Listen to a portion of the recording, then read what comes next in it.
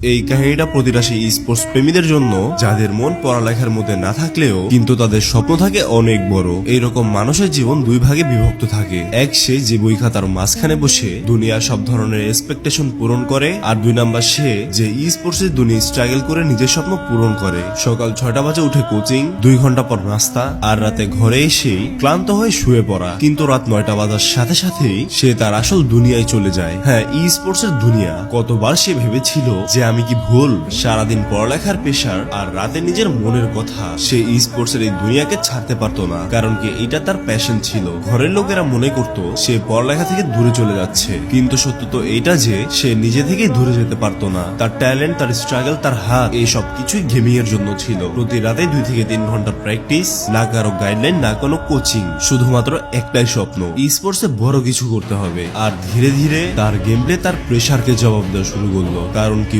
Pressure ভেঙে যায়, কিন্তু প্যাশন কখনো ভাঙে না। তোমার কাছে কোনটা ভালো লাগে, পড়ালেখার প্রেশার নাকি স্পোর্টস এর প্যাশন? কমেন্টে লিখে জানাও।